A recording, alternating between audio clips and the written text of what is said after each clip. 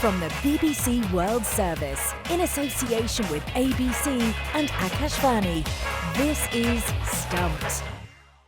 Hello and welcome to Stumped, your intercontinental hit of news, features and debate from the quirky world of cricket. I'm Alison Mitchell in Manchester and staying in a hotel across the road from a very famous football ground. I was at one Old Trafford last night and now I'm looking out over the main concourse of the other one with the floodlights of the cricket ground still in view. But now I've got the red neon lights of Manchester United beaming back at me from the side of the stadium. It's a magnificent sight. Jim Maxwell in Sydney, just in the sort of semi-sepulchral light here at home. No views like yours, Ali, and you must be getting stuck into it all. I hear the 100's pretty good as far as the women are concerned, and even the blokes turn up to watch the blokes' games as well. So I hope you're enjoying it, but nothing could beat that test series we've just had. No arguments there, Jim. This is Charu Sharma for Akashvani. I've just arrived in the tiny hamlet of Kutta in Coorg, which is the coffee-growing district in our state of Karnataka. There was some urgent work in the coffee estate, so here I am. But I was fortunate enough to catch most of the drama of that final test match, and it was really quite riveting. Well, yes, we're going to talk Test cricket. Coming up later in the show, we'll be hearing from Australia's Queen of Spin, Alana King, on their prospects at the upcoming World Cup. But, yeah, I think we're all still wallowing in the afterglow of a test series that's going to go down as one of the best ever. There were over 7,000 runs scored, the second most in any series behind the 93 Ashes, 21 centuries, 8 5-wicket hauls, and that doesn't even tell half the story of the drama and the theatre that unfolded. So it was fitting, probably, that the series between England and India's men for the Anderson-Tendulkar Trophy went down to the wire. Here's the start of the over. Mohammad Siraj moves in, bowls to Atkinson. He's bowled him! He's off stumps, out of the ground. And India have won one of the great test matches at the end of one of the great test series. They've won by 6 runs. Well, a captivating 6-run win for India at the Oval, ending with yet another wounded warrior coming down the steps to bat. Chris Woakes with his arm in a sling, but Mohammad Siraj front and centre with the final wicket to level the series, and every one of the 5 tests going into the 5th and final day, an absolute rarity. Charu, the Oval was the narrowest win India's ever had in a test match. Was 2-2 the right result in the end for the series? Well, I don't want to sound partisan or biased at all, but yes, because it was just so well contested all the way through, and every test you felt should have gone either way. And I'm glad that they had 4 results as well, because, you know, who wants draws? But it really was crazily dramatic. It was like a seesaw or roller coaster, whatever you wish. And, you know, it's quite possible that India could have won a lot more, but they lost a match earlier, certainly, that they could have won. And England did very well to win a match they could have lost. So every possible result all the way through. And you've already mentioned the statistics, which were quite remarkable. So a well-contested series, but a high-scoring one. Both teams can possibly claim that they're rebuilding. England, the pace attack, particularly in India in so many ways as well. But they've started this rebuilding process really well by providing the whole cricketing world with some terrific drama all the way through. Well, if we focus on India, I mean, that final wicket at the Oval completed a 5-wicket haul for Mohammad Siraj. He's won a lot of fans, English fans, this series. He was the leading wicket taker with 23 across the 5 matches. And if you talk about, you know, passion and proficiency, just how brilliant was he with the ball? A lot of it perhaps has to do with his character, his personality, because he's out there all the time, showing all his emotion, every single delivery, runs in really hard. Yes, he is the leading wicket taker, and he did very well, particularly, of course, winning that last test match. But there were patches when he wasn't too good. At that point of time, India were wondering whether we have the right pace attack and why we were playing him. So it's been a little up and down. I don't wish to be churlish about his success, but it's really his character, possibly, that a lot of people appreciated a lot more. And he plays up to it every once in a while, that aggression, because he's suddenly in Bumrah's absence now, far more dependable with all those wickets. And he's done very well for himself, but he had a lot of support too. And I think the other support cast in terms of bowling, say Akashdeep, who took the 10 for earlier, such an accurate bowler, didn't get wickets almost all the time, was also injured a bit. Prasidh Krishna, quite the opposite of Siraj, where he shows virtually no emotion at all till he perhaps gets a wicket. But yeah, I'm glad that he's done very well, because when there's so much emotion displayed on the field and you don't come good, then people tend to be very cynical or even critical. And I'm glad that he's picked up all those wickets really well. Particularly, of course, people remember the final flourish. Exactly. And he played through all 5 matches as well, which is no mean feat these days for fast bowlers. Speaking of which, in Jim, there was so much talk before and during the series about Jasprit Bumrah, yet the 2 matches that India won were the matches that he didn't play in. And how will he be feeling, do you reckon? Well, I hope he's feeling good about it. But to be honest, if he played in that last game at the Oval fully fit, God knows what the result would have been. I think India would have won convincingly on that surface. That was the one pitch where you wanted to be holding the ball in your hand. It was going around even when it was 79 overs old. But it did underline the quality depth, despite the inexperience of India's attack, for them to get through and level a series at 2 without Bumrah playing in the in the 2 games that they won. But I don't think there's any doubt. If you watch the whole series, look at the spells he bowled. He was mainly threatening. Even if he wasn't getting people out, he was treated with a lot of respect. So it'll be interesting to see from here on how it all works out with India. They'll be really happy that they got away with what they did with the ball without Bumrah playing those 2 games. And to think they didn't really play, other than Jadeja, maybe Washington Sundar in part, specialist spinner in the series.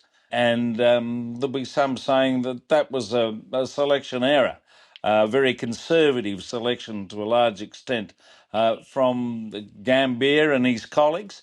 But in the end, they kind of got away with it, even though a lot of Indian friends that Charu's probably got, as well as I have, would say they should have won the series 3-1.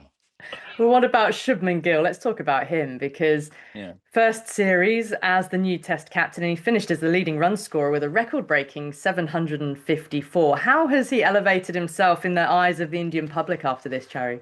High praise for sure. And I did mention on Stumped several times that it was his batting, his run getting, that was perhaps in question. Because had he gone to England as a skipper and not scored all those runs, people might have been very critical. But I'm so glad that he's got all those runs.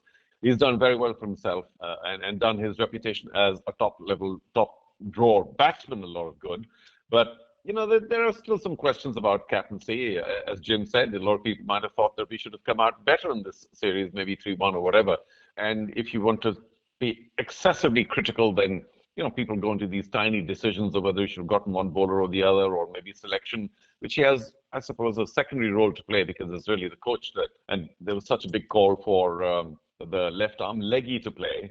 Kuldeep Yadav. Also, Arshdeep didn't get a game at all, and some people did and some people didn't. But I don't think he can be blamed for that. Otherwise, the decision-making in the field is really fairly standard, isn't it? Whether he was captain or somebody else was captain, the same bowlers would have bowled and the same batsmen would have batted, and whether they've got runs or not. So it's ended really well for him. I don't think there'll be any real criticism after the drama of the final Test match. And a lot of the Indian cricket public is likely to be very generous and will wait to see whether this level of success continues for him. And you know what? When he passed the great Sunil Gavaskar's record, didn't he, for the most number of runs scored by an Indian captain in a series? And that was a really lovely moment when Sunny approached Shubman and he presented him with a cap that he had signed and shook his hand to say congratulations on passing the record. It was a lovely moment between the two of them that Sunny wanted to acknowledge that his own record had been broken, saying, you know, records are there to be broken. Were you worried, Charu, about this India team, given that, you know, Rohit and Kohli and earlier Ashwin had all retired? And are you now confident that the future is bright for this India Test team? Well, I must confess, I was never really worried. And I don't know whether I expressed any worry earlier on Stumped or anywhere else, because, you know, generations change. And I'm all for the fact that new people must come in and replace the old. We keep asking about, you know, who next? Well, there are plenty next for every spot in India. There are probably about 5 people for every spot, and just as good, or with just as much caliber. So no, I think the transition is considered shaky because, you know, these icons step away and then you wonder whether somebody's going to replace them with equal ability. But I don't think that was ever in question. It's just that the English series, or series for Indians in England at that time of the year, Could be tough on batsmen, but fortunately the weather held and the pitches were fairly, decent. They weren't, except the last one, they weren't really, green tops. So they all did pretty well. I expected them to. I feel a little sorry, perhaps only for Karun Nair, who is just a personal favorite, and I wish he'd gotten a few more. So just him and Sudarshan perhaps didn't really cover themselves with glory, but the rest did. All in all, no, I'm not disappointed at all, and I don't think the Indian public is. In fact, only once in a while is there an article saying, oh, hang on, wasn't there meant to be a Rohit and a Kohli? Where were they? They weren't really missed at all, Alison. But Jim, even when India, go back home, they've got the Asia Cup, okay, coming up. But in terms of test matches, they host West Indies and South Africa in October and November. And again, it's only 2 test matches each. Yes, well, 2 test matches may be just about enough for the West Indies, to be honest, the way they're going. Their batting is appalling. That's the problem when as it's a we saw mismatch, isn't it? Yeah. I'm sad to see that. But South Africa certainly, look, I don't know how you arrange these things. The schedule's so tight with so much cricket on. But I think, in India are on the rise from this point if they keep their best players fit, and they've got a few more in the wings. So I think India, in this period of the World Test Championship, really have a strong chance to finish between 1 and 2, somewhere up there, and play the final. But it'll be a fascinating couple of years here because obviously Australia will be a threat to them, and maybe England as well, although I do worry about England's bowling when they come down for the Ashes. Their best bowler in this recent series was a bloke called Stokes, Yeah. and he can hardly stand up for 5 games. So I think they've got to find a bit of venom and fitness from Archer and Wood, amongst others, to be competitive down under. But yeah, I think we're going to have some fascinating cricket, but we do want more 5-test series between well-contested teams. From the BBC World Service, this is Stumped on Akashvani. Well, next on Stumped, with only 8 weeks to go until the Women's World Cup in India, we're going to be speaking each week to someone from each of the 8 nations to see how they're approaching it. And to start us off is defending champions Australia and leg spinner Alana King. King's expected to be part of the squad and was prolific in the multi-format Ashes at the start of this year, taking 23 wickets across the series. She's currently in England playing for the Trent Rockets in her 4th season in the 100, and I asked her why she keeps coming back to the competition. Oh, I absolutely love being at the Rockets and the atmosphere that the fans create, and I think the whole atmosphere that the game creates, playing double headers at boutique grounds around England and some pretty special grounds as well. I think that's the main attraction, and obviously play with some world-class players as well. It's a great competition and I love being part of it. Now, the ODI World Cup is on the horizon in India, and you spent time there, obviously, in the WPL as well. What are you expecting from a World Cup staged in India? Oh, it's going to be a spectacular event, I think. And obviously playing India in their own backyard, in their own conditions, I think they're going to be probably the toughest competition to come up against. And you saw that in the recent India and England series, they've gone to another level. It's going to present a pretty big challenge for everyone coming over to India, but I know us as in the Aussie camp, we're always excited. A World Cup, especially a 50-over World Cup, is pretty much the pinnacle for us, and it's going to be very exciting. We're gonna have a good prep in, obviously playing 3 ODIs against India in a series before that. So I think we'll be well equipped to tackling what's ahead, whatever challenges present itself. But yeah, I know I'm really excited if I get the opportunity to get to play in that World Cup. But yeah, it's gonna be good fun, and we'll wait and see what happens. And your mum and dad were both born in India, weren't they? They're both from Chennai. Yeah. Have you still got lots of family over there?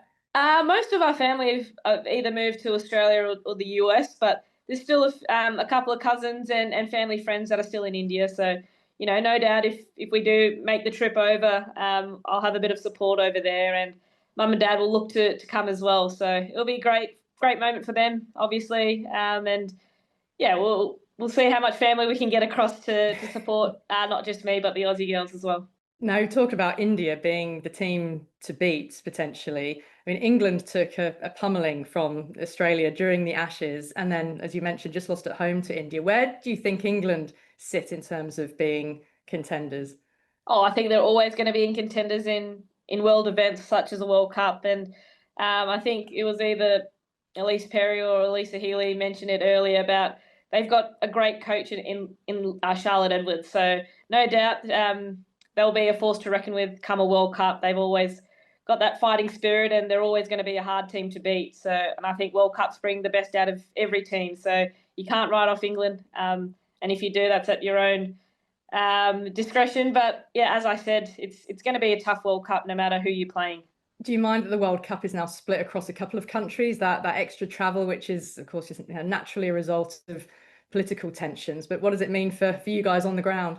Yeah, I think it's just kind of adapting on the fly. It's obviously never done before for us. We haven't had to fly between countries, but given that in Australia we fly a fair bit across the country, sometimes it's a 5-hour flight, sometimes it's an hour flight. So I think the best thing for us is, we're a bit used to the travel, and flying from India to Colombo might be an international flight, but it doesn't seem all that long. It's not a 10-hour flight. It's just going to be trying to, making sure your bodies are good, and that's where you're really diligent with your training and your preparation and your recovery and stuff like that. But it's just another obstacle that you got to get over and, work around it. You can't complain about it. It is what it is, and you just got to get on with it. So we'll do our best to do that. And, hopefully it'll go smoothly, and whatever gets thrown at us, you just kind of got to accept it and carry on. Alana, good luck for the 100. Thanks so much for being with us on Stumped. Thanks, guys. As a leg spinner, Alana King chatting there about both the 100 and the upcoming World Cup. Well, that's all we've got time for on this week's Stumped for Akash Varney. Don't forget you can follow us on X. We're at BBCWS Sport and use the hashtag BBC Stumped. And check us out on YouTube as well. Go to the BBC World Service on YouTube. My thanks to Charu Sharma, Jim Maxwell, and to all of you for listening. Speak to you soon. Bye for now. Stumped is a BBC Sport production for the BBC World Service in association with ABC and Akash Varney.